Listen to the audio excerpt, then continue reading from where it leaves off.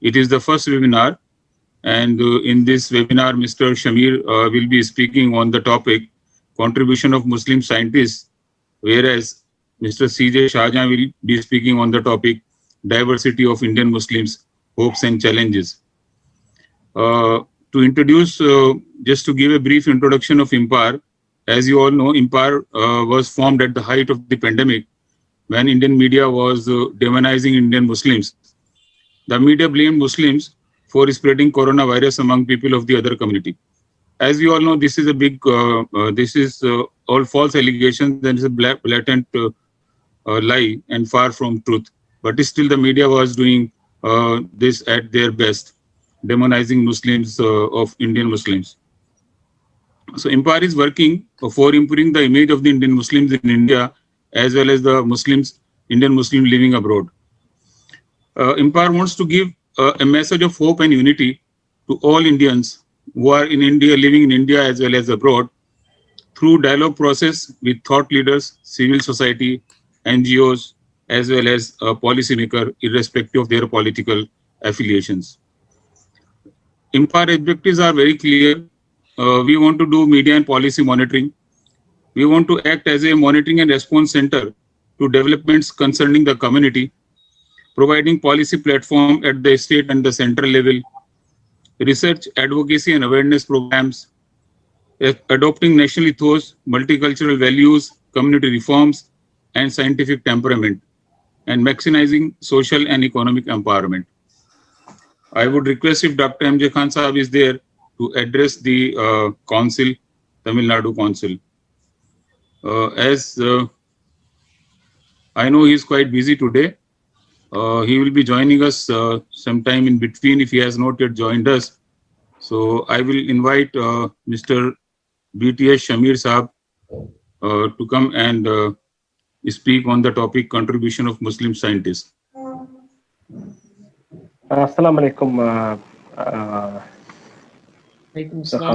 Dr. Khan Sahab and Impar, Mr. Khalid Ansari, Mr. Akbar Basha, the state coordinator for Impar Tamilnadu Council, and the other speakers, C. Shahjahan Sahab as well. It's a opportunity that I consider first that the scientific temperament that's been missing in our community for some time has to be revived. So I consider this as an opportunity to do my best as far as reviving this scientific temperament of Muslims, which have been since the 8th century AD. So I'll take some time. It's a primer on how Islam really shaped the scientific community of the world, of how Quran and the Hadith of Prophet Muhammad sallallahu alaihi wasallam encourage the critical thinking skills, the very notion of how scientific advancement and critical thinking is important for the progress of human civilization. So I'll start from the basics, the primer, as we say, on what seeking knowledge is really important from Islamic point of view. So you might have heard of the very famous hadith of Prophet Muhammad sallallahu alaihi wasallam. Seeking knowledge is obligatory upon every Muslim. And he also said famously in one of his mushara with his sahabas or companions, like, you must seek knowledge from birth till death, or go to China if you want to seek knowledge. So these are some of the things that our beloved Prophet Muhammad sallallahu alaihi wasallam said on acquiring knowledge. And there are a lot of verses in Quran. If you can just read the Quran, Surah number 96, ayat 1 to 5, Surah number 3, ayat 18, Surah number 9, ayat 122. Similarly, Surah number 29, ayat 69, Surah number 58, ayat 11. But I'll just read one verse from the Quran That's from Surah Baqarah 269 ayat. It says that whoever is granted, Allah says that whoever is granted wisdom has indeed been granted abundant wealth. So that sums up all. I repeat, whoever is granted wisdom has indeed been granted abundant wealth. So this is the essence of why today Impar is organizing this seminar, the essence of knowledge, the essence of scientific temperament, and the essence of scientific advancement that today's Muslim or Islamic world requires, which I feel is the need of the hour. So with that, let me just go through the history of where this all started. This scientific temperament, this cultural advancement, this this search, this quest for knowledge. How did it really started? Well, Prophet Muhammad sallallahu alaihi wasallam, in one of his hadith, said that I am the knowledge and Ali is the gate. Indeed, he is the knowledge, and it all started from our beloved Prophet Muhammad sallallahu alaihi wasallam, and it this knowledge, this ocean of knowledge, transferred from Prophet Muhammad to sallallahu alaihi wasallam to the companions, and from that it trickled, or from the Sahabas to the Tabi'ins and the Tabi'ins, and there was that powerful Sufi circle. The Sufi circle was very powerful, and there were a lot of thinkers from the Sufi circle, as well as from the the thinkers group that transferred this knowledge. So where did this cultural advancement started? So this, I would term it as the Islamic Golden Age, and it started from the 8th century and extended till the 13th century. The first, the first real caliph to really, or the ruler to have started this movement was Harun al-Rashid. He reigned from the year 1786 to 1809, and it is one of the largest empires. So you can just Google Harun al-Rashid, and you can see the extent of his empire. His empire extended far and wide, and it was the Abbasid Caliphate. He was the third Islamic. The Abbasid Caliphate was the third Islamic caliphate. That was after the rightly guided caliphate. And Iraq, Baghdad, was particularly the seat of learning, and it was Caliph Harun al-Rashid who established the first intellectual center of learning and sharing, and that was called the House of Hikmah, or the knowledge. You may know that Hikmah in Arabic is knowledge, and he started the first intellectual center of learning in Baghdad. So it was it is proven that Baghdad today is so ravaged by the NATO and the US forces, was the powerful seat of knowledge for the Islamic learning, in addition to Egypt and other regions.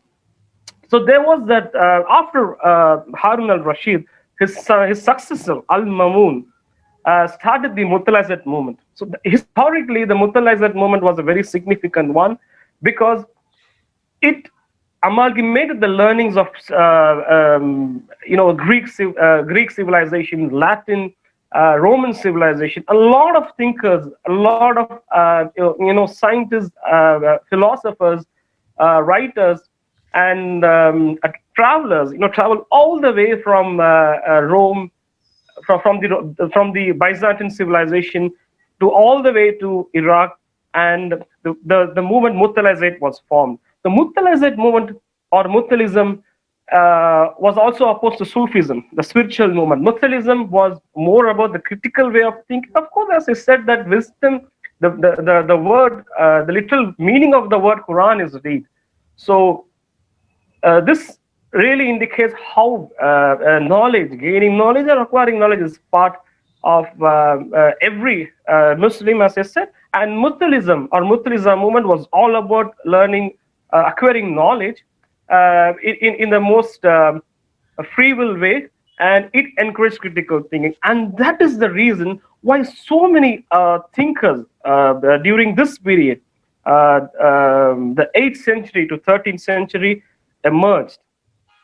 And Al-Mamun was also very instrumental in the translation work, because a lot of works, Greek works in Rome, in China, in India. India was quite superior in the matters of mathematics. We had algebra. Then there was the Persian text as well. Then there was a big the knowledge movement in Egypt as well, Greek, Byzantine civilization. So Al-Mamun started this translation movement. So a lot of works from different parts of the world were amalgamated, translated, and that is where the knowledge, the scientific temperament started. So what happened afterwards? There was constant war. Of course, there was civil war in the Abbasid Caliphate, and there was this mighty Byzantine empire that destroyed the house of Ikma later in the 13th century. So that was the end of the scientific temperament or the scientific revolution. But what happened in between that?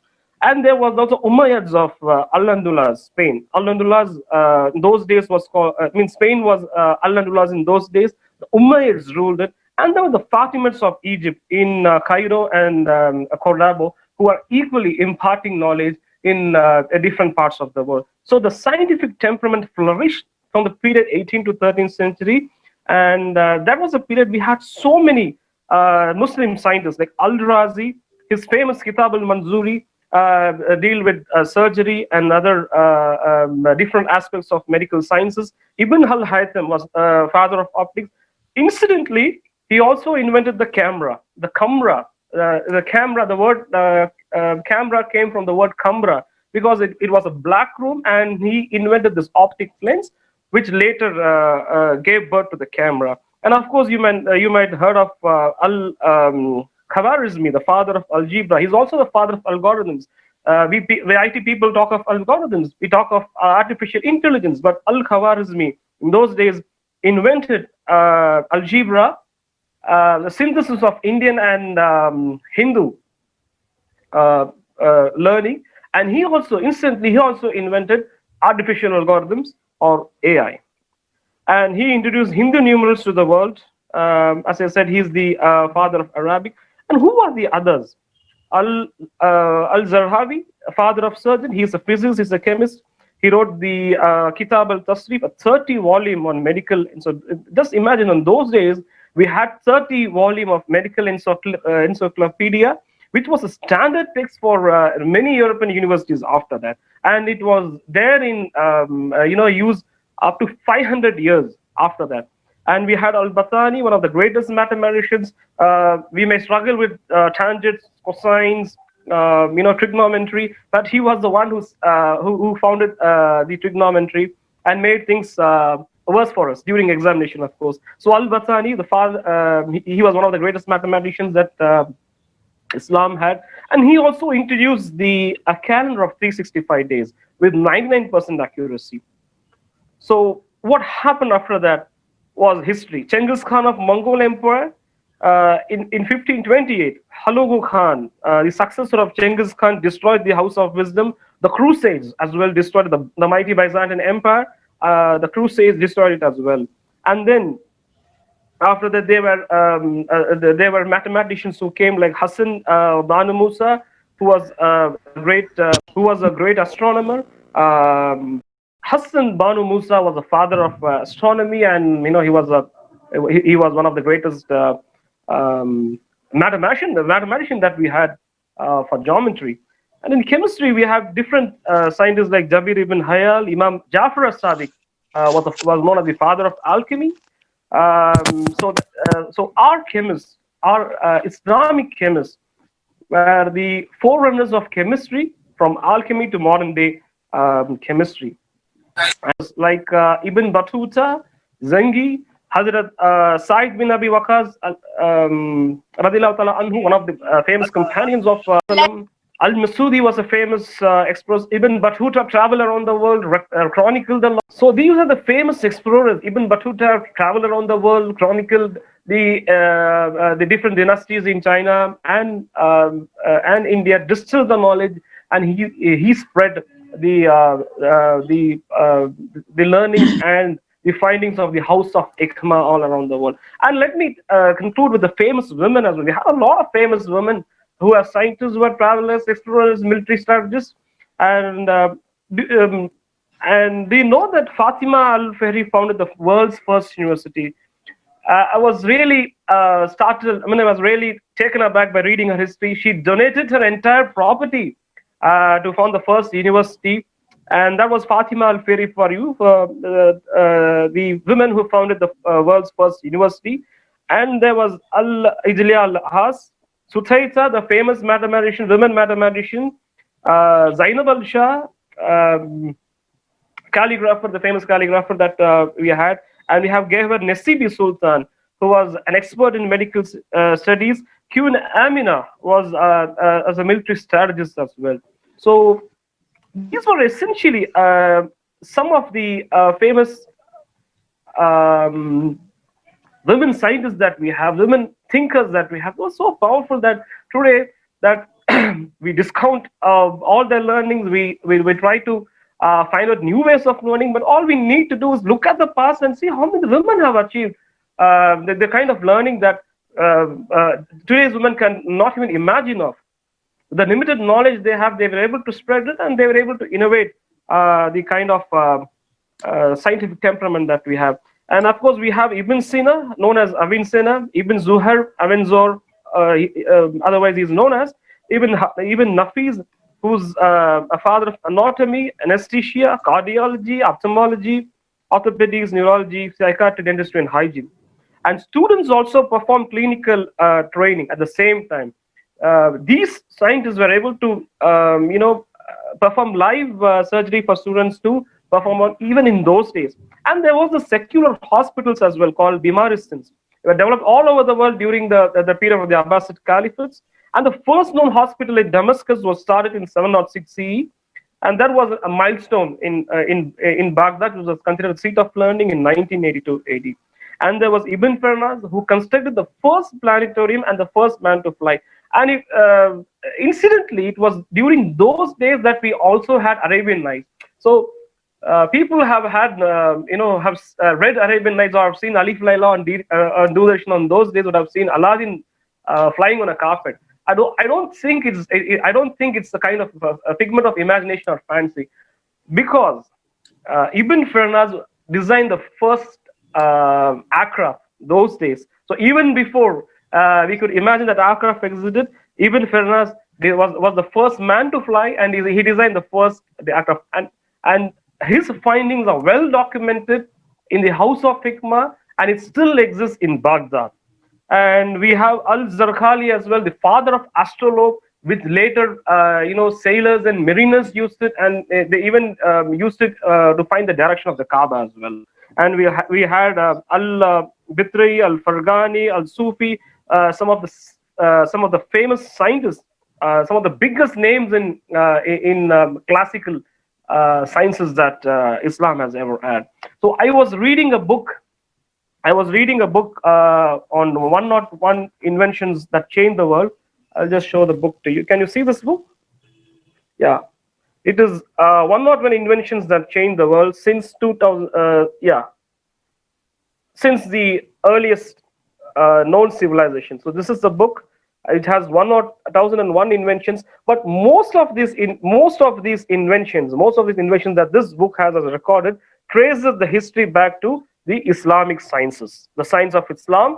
And whatever I have discussed here in my short webinar has good references to this, which you can also purchase this book and see for yourself what our Islamic scientists over the years have done to change the very face of the world. There's one book, and there is another book you can buy to your kids. The Reader's Digest, The Origins of Everyday Things. There have a lot of inventions, a lot of findings, but most of these findings have a lot of reference to Islamic sciences and how they have shaped the world. So this is some of the references that I have taken to compile this short webinar. And you can also buy this book and see for yourself and how Islamic sciences have shaped over the years. So to conclude, so how can we, so I'm coming to the main part of today's webinar. So how can we really, enhance this or develop this scientific temperament? One way is to revive the past. See, we have had, the golden age of Islam for over, 5 or 6 centuries. We just have to revive the past. The past is the blueprint for the future. We need to teach our kids. We need to teach our younger generations that Islam is all about science. Islam is all about critical thinking. Islam is all about free will, and we have to make them read these books. And there are some good resources like 1001inventions.com, which you can just go and Google it. There are a lot of references, a lot of documented historical evidences of Islamic sciences impacting the very face of the world. We just have to show these to our youngsters and make them inculcate our glorious past. Second point is that we need to have a united ummah. We need to have a united ummah that helps to enhance this scientific temperament. Right now, the ummah is really divided. It's so saddening that a lot of happenings, a lot of scientific happenings are being witnessed in the Arab world, especially Iran. There are a lot of women scientists in Iran, a lot of scientific activities, scientific discoveries going on in Iran, Dubai as well, UAE as well, Kuwait is a forerunner for Islamic, inventions. But what about the Indian Muslims? So the Ummah has to, has to get united or feel united in order to increase the scientific temperament. Next is prioritization of education. The intellectual advancement should be there. Our textbooks should at least mention that there was a civilization. There was a scientific temperament, scientific activity that was going on. In the fifth or eighth, in the fifth to the 13th century, the most powerful seat of learning. The Europeans and the Romans imbibed a lot of scientific learnings from Islam, and they were able later on to build some of the biggest universities like Oxford, like Cambridge, like Harvard. So a lot of Islamic scientists and thinkers contributed to the growth of this university. But why not the Indian Muslims?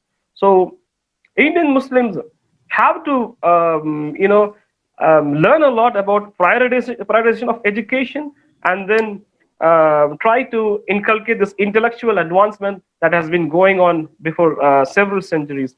Next, it's important that as we learn Quran, we have to develop a strong free will, a critical thinking, and above all, the Islamic faith that our billions of Muslims throughout the world have will definitely lead to increasing a scientific temperament. And the Quran itself, the living Quran itself, is a testimony that knowledge is obligatory upon every one of us.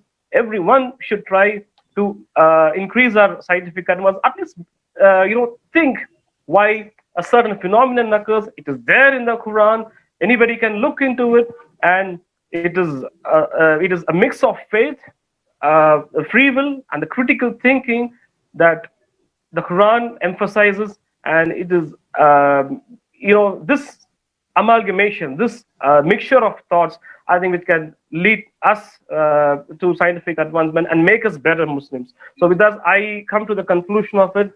A very small primer on Islamic science. I hope everybody enjoyed it. There are a lot of things that I wouldn't have shared due to the lack of time. You can just go and Google it for yourself and see what some of the Islamic scientists have achieved over the past.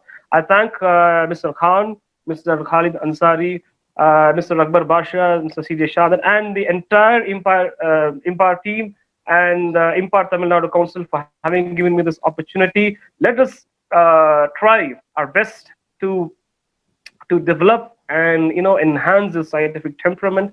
It is so important and crucial, a crucial thing for us to impact the world and the environment or the kind of setup that we are living in. Thank you so much, sir. Thank you, Mr. Shamir. It was a complete insight in the glorious Islamic past, where science was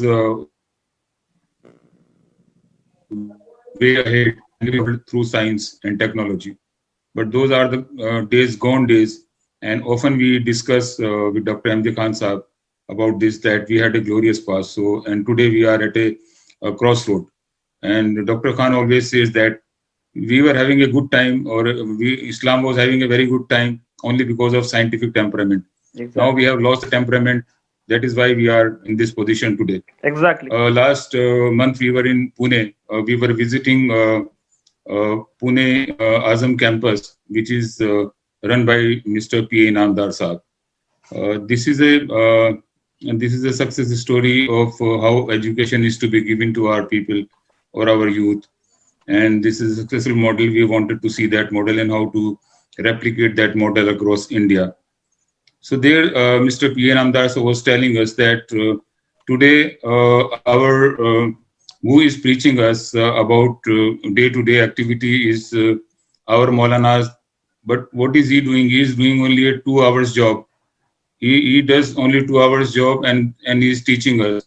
And the people who are doing 12 hours job, they are listening to him. So he doesn't have the knowledge of the world and he is telling us on the basis of that.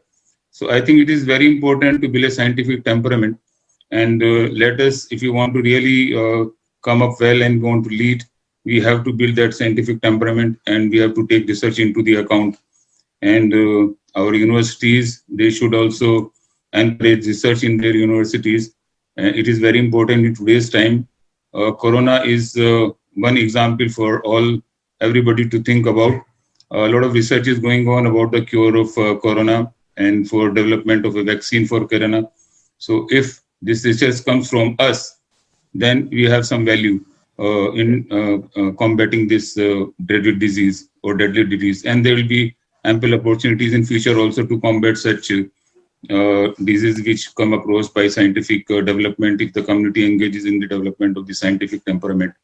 So thank you very much, Mr. Shamir, for giving us insight about our glorious past. But still, I would ask our community to be prepared for a new approach where science is considered valuable. Now I invite Mr. C.J. Shahjahan Saab to speak on the topic contribution of Muslim on diversity of Indian Muslim hopes and challenges. Mr. Shahjahan Saab. Assalamu alaikum. Am I audible to all? Yes, sir. Yes.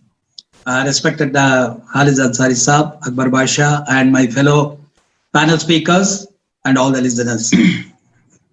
When we were taught in the school and in colleges that India is a big subcontinent, it's not a nation, I was not knowing much of the statistics about the country. Now I'm moving from the science and the scientific temper in the past. I'm going to take you to the local sociology and the economics. See, when we know about the India as a subcontinent, I was not knowing, as I said, the statistics. But today, when I find the statistics, there are 2,200 major community groups, and there are 500 tribal communities, 22 major languages. You won't believe we have 1,600 mother tongues. People speak mother tongues, and 750 dialects. That's why we call India as a subcontinent.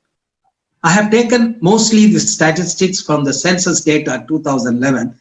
You know, that was the last census, and we are going to have a census next year for 2021. So what is the total population of India at that time is 121 crores. Today, of course, the Prime Minister was talking about 132 crores. So the second major religious faith, Islam, has got 14.23%. That's around 17.2 crores is the Muslim population of India. But today, during the 10 years period, it would have grown to 20 crores. So is this 20 crores of population, is it homogeneous? Can we identify them as one group? Can we make the policies for the whole group? Can the people who are making the policy formulation, both at the government level and at the NGO level like Impar, can we have some policies applicable to the whole homogeneous group? The answer is the big no. It is entirely diversified. Like an Indian subcontinent, the Indian Muslims are also totally diversified. They are also like a subcontinent. So any policy formulation for progress and reforms by all the NGOs, all the total NGOs and the government sector, it needs to be addressed. We should identify what are these diversity factors. And I have identified for our sake, there are 4 diversity factors which have been diversified. One is regional diversity, how we have been different in various regions. And also, second is the linguistic diversity, socio-cultural and religious diversity, and the last, not the least, is the political and the economical diversity. Can I go or share a few statistics in the PowerPoint? I hope its PowerPoint is also is allowed here. Let me just.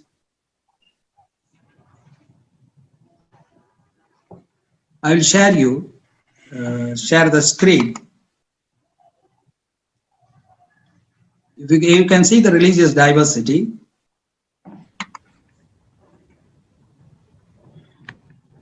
Are you able to see this? My screen is not visible. Not visible. 1 minute. We can't see it.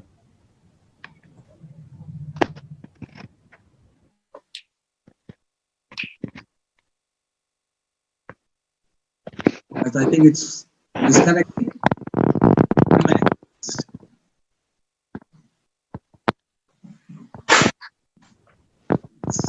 1 minute, sir. I'll just find out.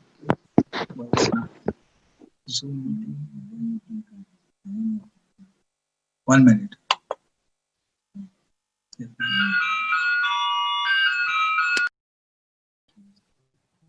I'm just sharing the screen.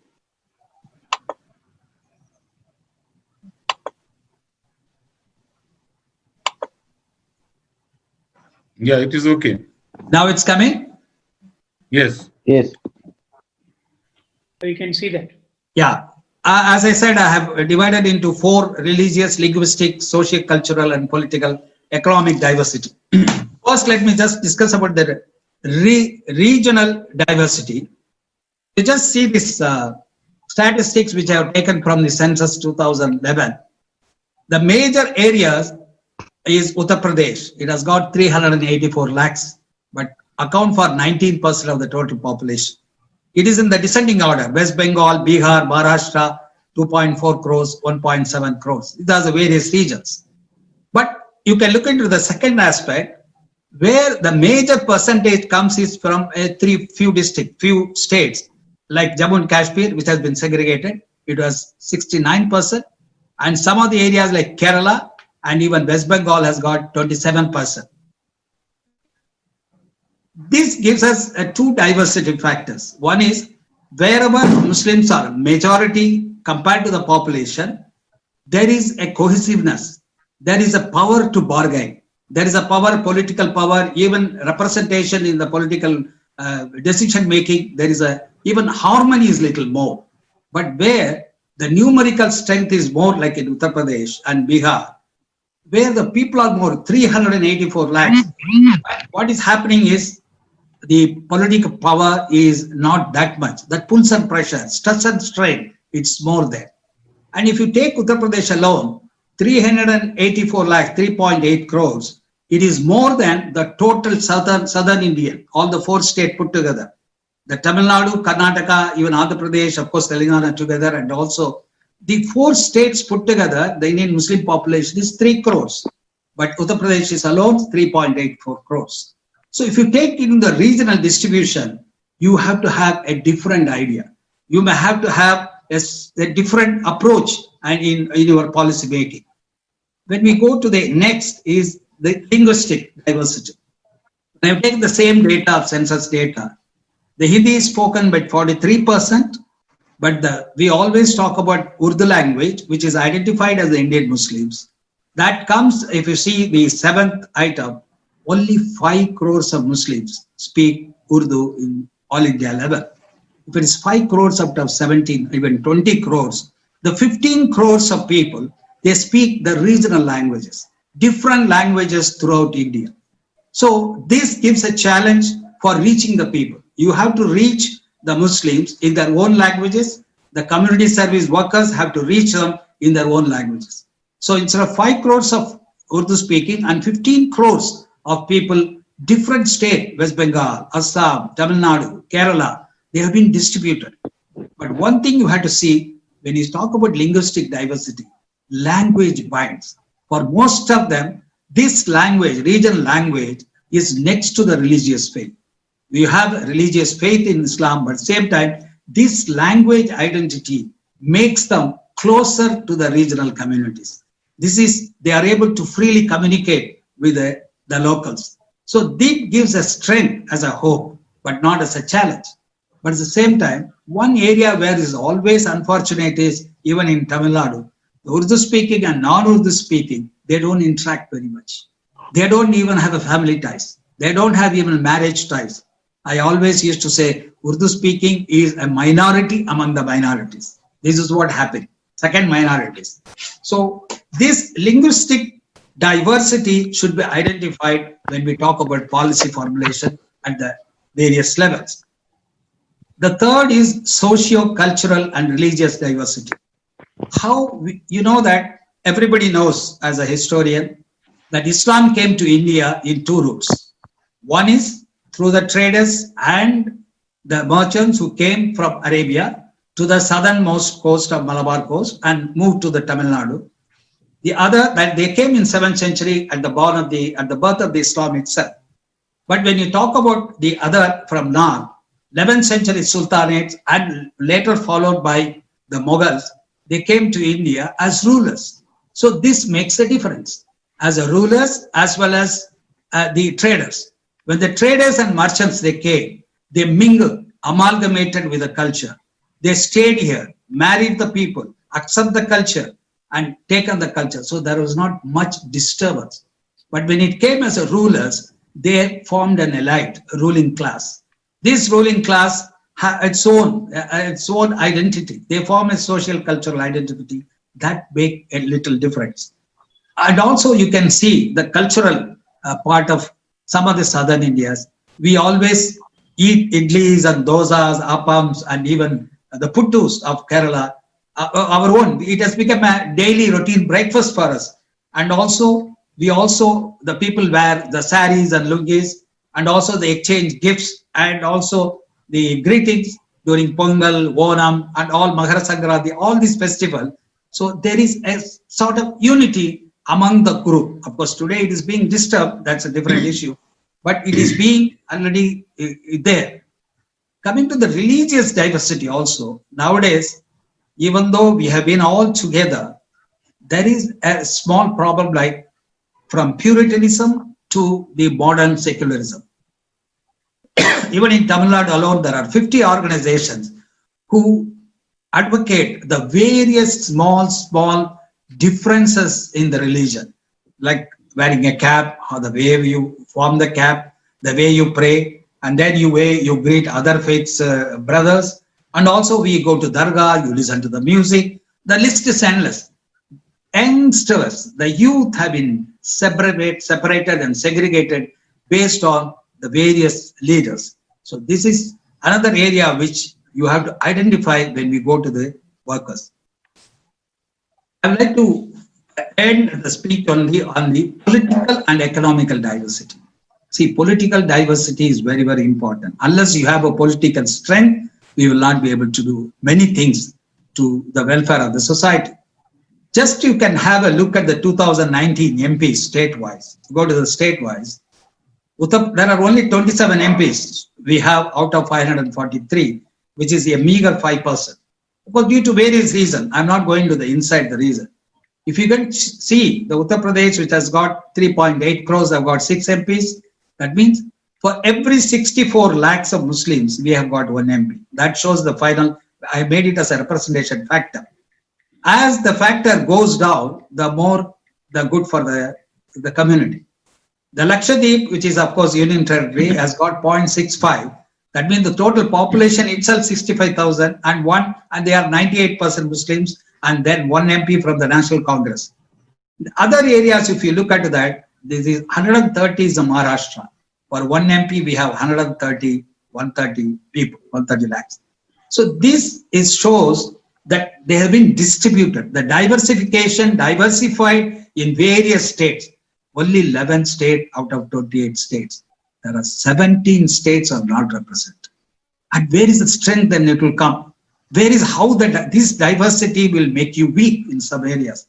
So what we have to do, what are the areas where we have to increase this population, this representation is going to be a policy decision, which is going to be a challenge. I just looked into the party-wise.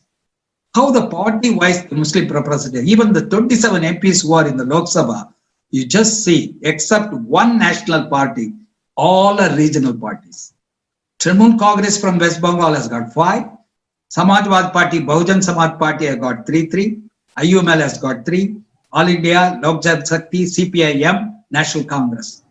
Even in this, if you see, the IUML has got 1 in Tamil Nadu and then 2 in Kerala.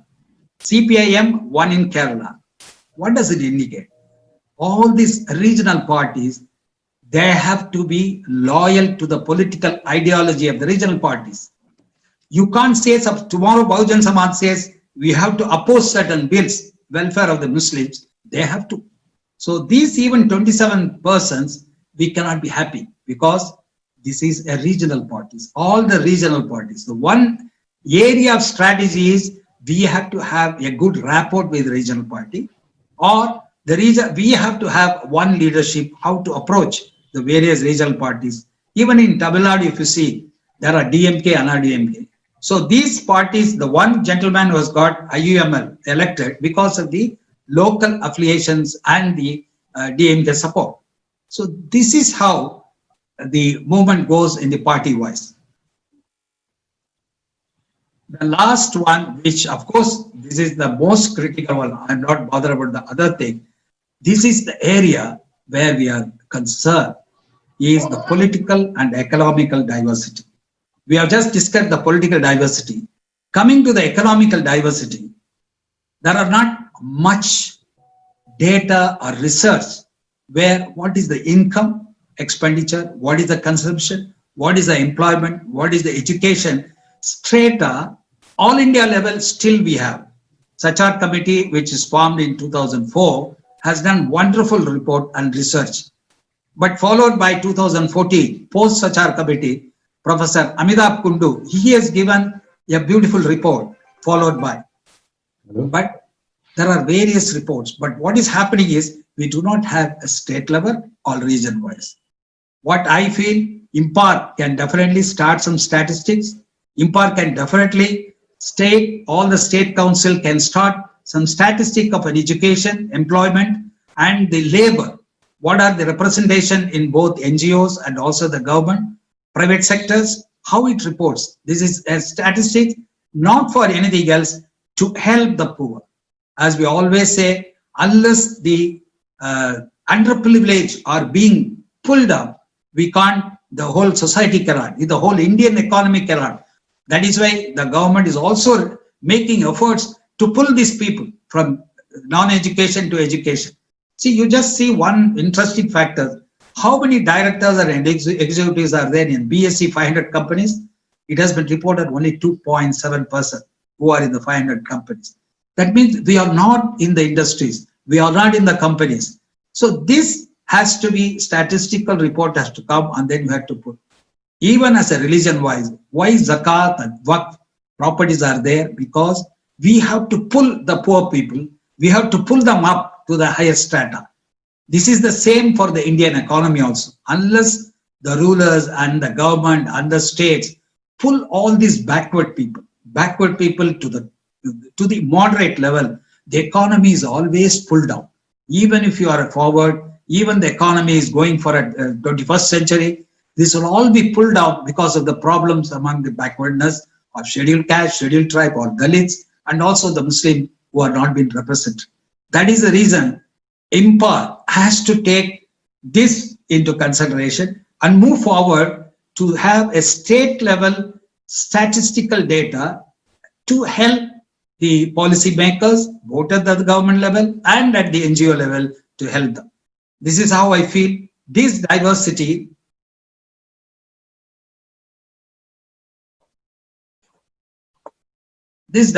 have to understood by all, and this diversity has to be recognized, and we have to reorient our policy.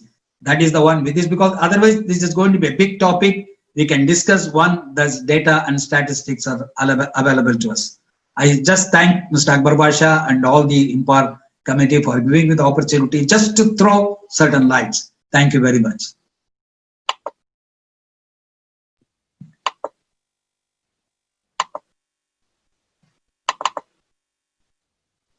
Yes, sir. I just conclude now. Is it okay? Yeah. Brother Shahjahan, it's okay. You can close it. Yeah. Yeah.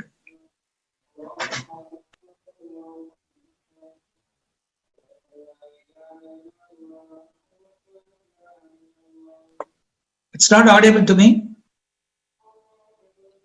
Yeah, thank you, Shahjahan Sahab. Thank you very much. We have a lot of disturbance from the hackers. So they are continuously trying to interrupt the discussion. And I very well agree with whatever you have said about the diversity of Indian Muslims and in the regional context also. I would suggest a lot of people among us talk about unity of Ummah. So it sounds very good, but if you see, as we also discuss this topic quite frequently, we are not a united community. So we are a diversified community in regionally, by language, by sects, and by in so many ways. So I think what we require is unity in diversity. So we have to maintain the diverse nature of Muslim community and remain united. So thank you, Shahjahan Saab. Thank you very much. Now I take this opportunity to take some questions, and I open this to the people. So any question from Mr. Shahjahan or from Mr. Shamir, you can ask.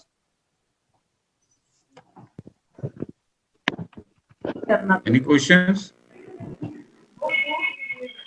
Sir, I think I have a question to Mr. Shahjahan, sir. Can I? Yeah, sure. Yes. Sir, Assalamu alaikum, Shahjahan bhai, sir. It's been Yes, a very kind of very it's retrospection, right? We had a look into the past, and then you came all the way from the past, and then we discussed the present stats. It's a very interesting stats that you made. Well, a non-Urdu speaking Muslim in North India doesn't forge any kind of alliance with Urdu speaking Haqqani Muslim in South India or Tamil Nadu for that matter.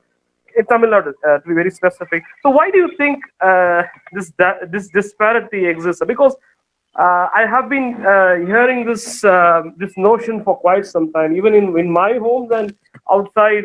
We being in Tamil Nadu, a lot of non-Urdu speaking Muslims are quite apprehensive and reserved about associating with Urdu speaking Dakhni Muslims in Tamil Nadu. So do you think that there is any psychological fear behind it, or what do you think the reason is, and why is this disparity or diversity even in a moderately small state like Tamil Nadu?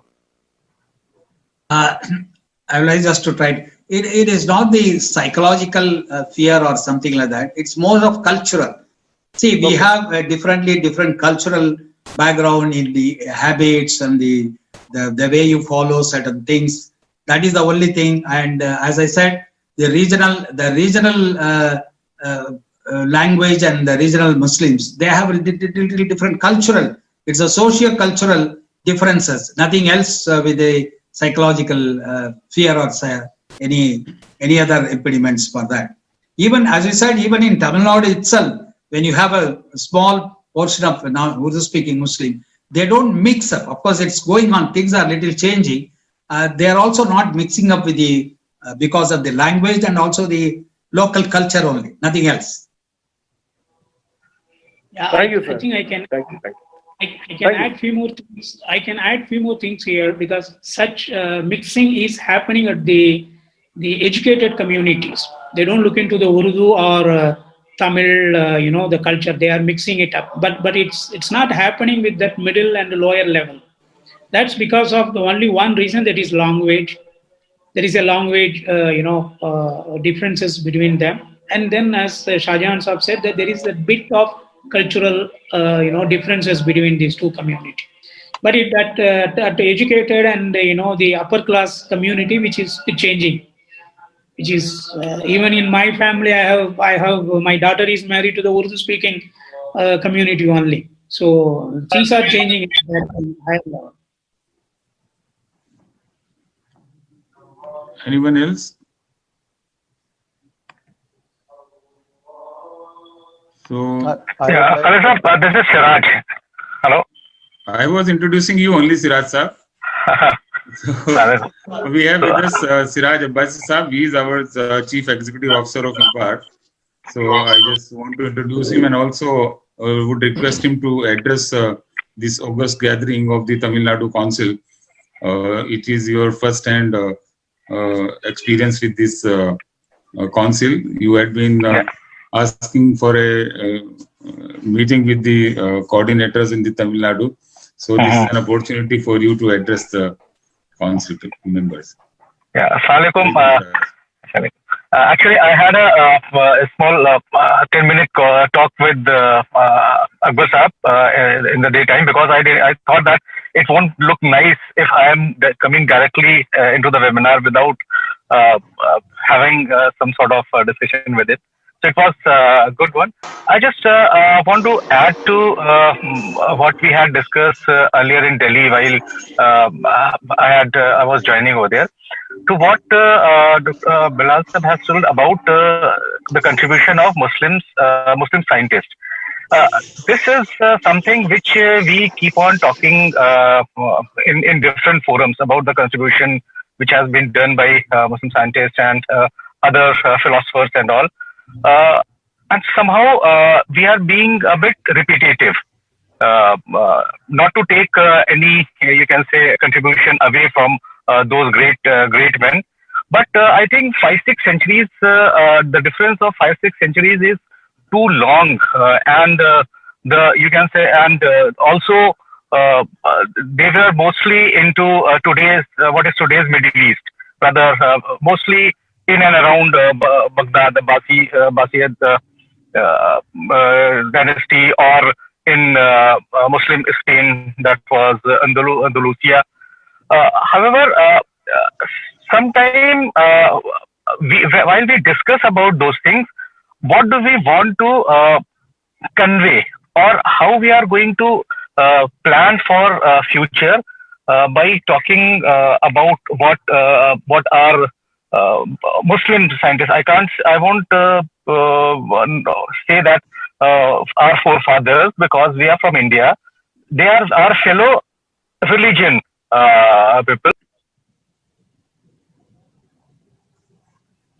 Like what is happening I'm saying from North India context. Maybe things are a bit different in South India.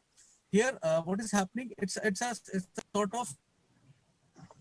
Siraj साहब आपका audio unmute कर दीजिए. Hello. Your audio is not clear, Siraj. आपका audio थोड़ा कम आ रहा है. I'm not able to hear any. Yeah. So, what is happening is, just a moment. I think there was some disturbance. I got a call and I wasn't on Bluetooth. I'll just off Bluetooth. Hello. Yeah. Am I audible? Yeah. Yeah. So what is happening over here? Like we are saying that Muslims have done so many scientists have done so many things around 8th century back. Then we are hearing that in India 2000 years back these things were there, and both the talks I feel is that not taking both the communities and major communities anywhere, and also somehow it is giving us a some sort of you can say solace that okay, our forefathers have done so many things, but what to make out of it, and how is it going to help us getting say scientific temperament, or once again regaining that scientific mojo in us. So I think that is something which we have to be more you can say concerned about as Impar, that how we can get scientific temper without discussing so much about what Muslim scientists have done earlier, because that especially in North India gives a sort of stick to beat by others, those who wants to communalize each and everything. That okay, you are taking your heroes who are not from this country. So that is a sensitivity we maybe among those people who are from say from clergy background or others, if they say something about that scientific education is not good, then only to convince them we can say these things, that if had it been such, we should have why our forefathers have done. But in normal discourse, I think the more we talk about this, the more there will be counter narratives from others, and then they will say that okay, the algebra, we will say that algebra was introduced by say Muslim scientists. Then somebody will come and say no, it was there 500 years back. It was already there in India, because so these competitive things start happening, and somehow the issue will get digress. This is what I personally feel. I may be I'm open to correction for that, but this is from Impar perspective. I think we have to be more towards how we can get back to our winning way, or our you can say knowledge enhancement, or knowledge welcoming ways, rather than to bask on the glory of those who did all those things, and they enjoyed the fruit of their work as well. That's the reason why almost for 500 years they were the leader of the world. And the moment they stopped doing those things prior to industrial revolution, they are nowhere at the moment. So this is what I just want to add, and maybe you may have some. Yeah, exactly. Yeah. Thank you, Siraj Saab. बिल्कुल आपने सही फरमाया. I want to add on to what Mr. Siraj Abbasi Saab has said. We are finding our heroes in our past, but the heroes who we have in present, we are not welcoming our heroes. We are not glorifying our heroes of today, like Dr. APJ Kalam. So he is a scientist par excellence, and he is one of our leaders who gives us this sense of being scientific, developing a scientific temperament. But we disown him, we don't recognize him so well. So let us also side by side identify who are our heroes are, what are our symbols. So we have to identify the symbols also, because we are only depending on our old symbols. So we have to reinvent our new symbols. Constitution of India is one of our symbols. So we have to glorify the Constitution of India as one of our symbols. And similarly, we have to identify so many symbols, like we can identify the strength of 130 crore Indians, which we always do not consider to be a strength of Muslims of India also. So 130 crore is a big symbol for all Muslims. So we have to reinvent our symbols. We have to glorify our present heroes also, and not disown them. APJ Abdul Kalam is one of such heroes, and we should talk about him most of the time in all the debates, in all the forums. And let's not just go back to our history and just glorify the history which is no more there. That's perfectly okay, Siraj Saab. I agree, 100%. I agree with you. Khalid Saab, I wanted to have two suggestions here, because it's very important. What we did in Tamil Nadu 15 years back, I was mobilized some sort of a fund to establish a chair in Chennai University, Madras University, basically an Islamic chair, basically to do the research activities of Islam and Muslims in India. But then we came to understand in that process, there is already an existing department which is not functioning very well. Then we activated the department, which is right now doing excellent. And just this year alone, this department have done a translation of that Tirukkural, which is one of that very famous 2000 years old literary, the wisdom of, the how the human life and all. Even our Prime Minister Modi is sometimes using these couplets from this Tirukural in some of his functions. So it has been translated in Arabic and it is being released now. So what we need to do, that we have to have such arrangement in the universities, wherein that we can exchange such cultural and literary works of Arabs and Muslims, and of course the Indians to that, vice versa. So that is something that we can think of. And then other thing is that we can also start in Impar a science club. We can give a notice call to the young scientists, young inventions, young inventors, whoever is interested. They can send their job work to us. Then we can try to recognize them as well in that national level. Yes. It's a wonderful idea, Akbar Sahab, about starting science club, and this will also give us something to have outreach to colleges and universities. Absolutely. So I think that's a nice idea, and we'll definitely catch up with you and take it forward. Yes. Sir, Absolutely. I'll also, yes, sir, without interfering, I'd also like to add, it's a very good point that Mr. Akbar Basha made. I mean, I was thinking of it. I mean, I was thinking of having a science club. It can, as I said, it can increase the scientific temperament. And Sir also, Mr. Abbasi also highlighted the same, the same point in another different angle. So I think it's the high time that Impar starts a separate group for scientific thinkers, people who have scientific temperaments, or in general having a scientific club that can penetrate different universities under the aegis of Impar. And the theme I think it should be Islamic sciences with amalgamation of different cultures, as Mr.